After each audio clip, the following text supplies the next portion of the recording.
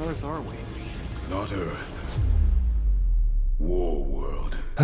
Another day, another DC Crisis event leading to a soft relaunch or just a straight up hard reboot. Seriously, DC has a really big revamp problem with having Crisis events used as a MacGuffin to restructure their mess of a continuity across live action, animation, and of course comics themselves. And now at San Diego Comic-Con, DC Animation has announced they're making a Crisis on Infinite Earths event film set to come out in 2024. The film will take place in the new DC animated movie universe that started with Superman Man of Tomorrow back in 2020, and is the new interconnected universe after the end of the DCAU with Justice League Dark Apokolips War. I made a whole video not too long ago explaining in depth the contents of the new continuity of DC animated films, so I would strongly suggest checking that out in order to get the full context of what I'm about to dive deep into right now. The fact that they're already doing a Crisis on Infinite Earths film this early on just absolutely baffled me. Now the reason why I know this will take place in the Tomorrowverse is because it's labeled as a DC Universe movie, which is an indication that it's in continuity with the Tomorrowverse. Other DC animated films not set in that continuity and serve as Elseworlds or separate projects are labeled as DC animated movie, like the new Watchmen animated movie coming out in 2024 or the Injustice film that came out in 2021. The idea of doing a Crisis film this soon concerns me, as the Tomorrowverse really hasn't been going on for that long, with the first movie set in this universe, Superman Man of Tomorrow, only having come out in the year 2020. So far there have only been 7 DC animated films set in this universe, not to mention the fact that we've barely seen the lineup of the Justice League or the other set of heroes that have been possibly established. The most recent Tomorrowverse film is titled Justice League Warworld, but the only heroes that take center stage are the Trinity, that being Batman, Superman, and Wonder Woman. So I'm not sure why it's called a Justice League film when there are only like 3 Leaguers, or I guess technically 4 Leaguers present, including Martian Manhunter. Hell, both Superman and Batman are in their earlier years in their career, with Man of Tomorrow being an origin story and the Long Halloween 2-parter taking place during Bruce's second year as Batman. But the biggest concern from all this is that before the release of Justice League Warworld, there has been zero, I mean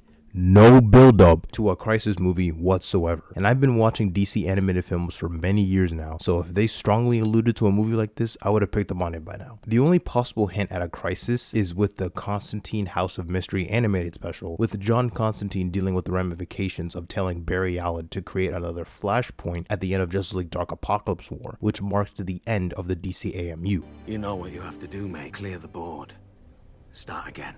Another Flashpoint. I can't. Figured you'd say that. Everything would change. Again. It won't be perfect, but it'll be a long sight better than what we got now.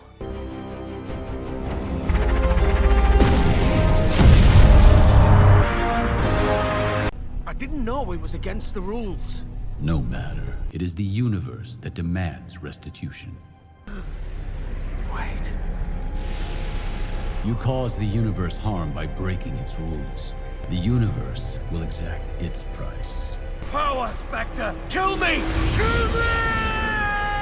But it hasn't been confirmed whether it will tie in with the Tomorrowverse or with the upcoming Crisis film. All of that was just pure fan speculation online. The only concrete thing leading up to the Crisis film is Justice League Warworld, which came out literally just now at the time of recording. So Justice League Warworld is a really weird film in my opinion, and really serves no purpose in having a film slot in the Tomorrowverse other than setting up Crisis on Infinite Earths at the end. Basically the premise is that you have the Trinity, you know, Batman, Superman, and Wonder Woman kind of displaced and put in abnormal situations where they don't remember who they were or where they are, how they got there. You see like different segments of Wonder Woman in like the old Wild West dealing with like Jonah Hex, or Bruce Wayne in like a caveman-esque, I don't really know what to call this era, barking like this black and gray aesthetic, 1940s 50s-ish, not really clear. And then as the film goes on, you rather find out that they were captured by Mongol in Warworld, and Martian Manhunter had implemented those visions in each member of the Trinity so that they could help escape Mongol's clutches, as Mongol wanted to use Martian Manhunter as he's a part of like the key or something to help activate Warworld so he can use it to conquer the universe or whatever. But the film does not do a really good job of effectively explaining Mongol's motivations or why he wants the key so much, and the fact that it's used to activate Warworld to conquer the universe. I actually had to look that up for like comic reference because the film just didn't really do that good of a job of explaining how that's important. And it just has a really abrupt ending to it. Like it just felt like they were having like a movie and then someone just came in and just cut it short. Like it's just ends so abruptly. It just took me by surprise. They have all this slow build up to, you know, to figure out how to get out of the situations that they're in. You're like, okay, we see each member of the Trinity doing their thing, and then they finally team up together, and then they fight the Martians and like Mongol prequel and whatnot, and then it just is super rushed. Warworld blows up, and then just some random lady out of nowhere on some Ex Machina type joint just comes in and is like, oh, there's a crisis coming, and then just teleports the League, and then that's it. Like, that's literally how it ends, which is obviously used to set up Justice League Crisis on Infinite Earth. So yeah, it's just a really weird movie. It's a very abrupt ending, and it just didn't really serve any purpose other than just to set up Crisis, which they could have done a much better job at doing. The idea to make a big Crisis animated feature made me believe that the Tomorrowverse is being cut short and might be the end of this new universe as a whole. Reason being is how the Crisis on Infinite Earths event in the comics resulted in the end of the multiverse and there only being one singular Earth, resulting in a complete hard reboot for DC Comics. Instead of just rebooting again and creating a brand new DC animated movie universe, I thought it possible that every new major DC animated movie that is set in a certain continuity would only be a part of James Gunn's DCU, since Gunn made such a big emphasis on the idea of having an interconnected universe across all platforms like comics, animation, gaming, etc. So as many of you know, DC has been disconnected in film and television for a long time. And it's one of,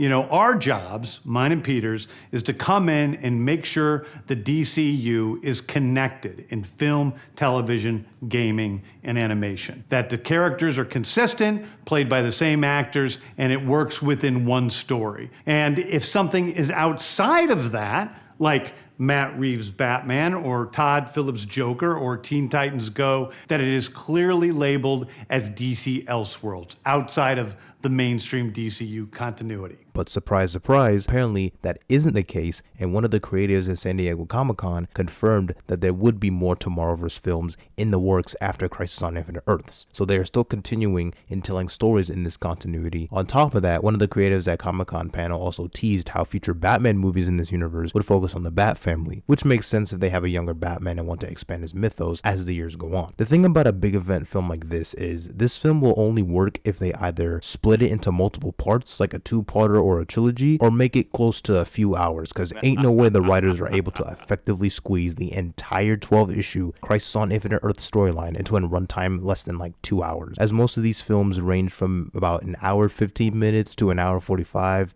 tops. In fact, that's primarily why people didn't really like the Injustice animated movie that came out, as they tried to integrate stuff from the prequel comics and the main video game storyline into a runtime of an hour and 18 minutes, which isn't enough time. However, doing a Crisis film would do the story justice more in an animated format than live action, in my opinion, since it's such a gigantic multiversal story that forever changed the landscape of the DC universe. It has the opportunity to possibly do it better than the CW Arrowverse did with their Crisis on Infinite Earths crossover. However, the CW version already has the one-up on setup on actually building towards a Crisis event, considering the entire final season of Arrow was essentially teasing Crisis on Infinite Earths alongside the rest of the shows like Flash and Legends of Tomorrow, etc. They pretty much have the opportunity to integrate different characters from across different DC animated universes. Like, imagine designated Earths for the previous DCAMU inspired by like the New 52 coming into fruition, or the Young Justice universe, different Elseworlds projects like Injustice, Gotham by Gaslight, Red Son Superman, hell, maybe even the DCAU from the Justice League cartoons. They probably won't go this far, but it would be a cool thing to integrate, especially if this film will be what both the DCAMU and the Tomorrowverse have been leading towards. Every single DC animated project for the most part is at their disposal, so if they're smart,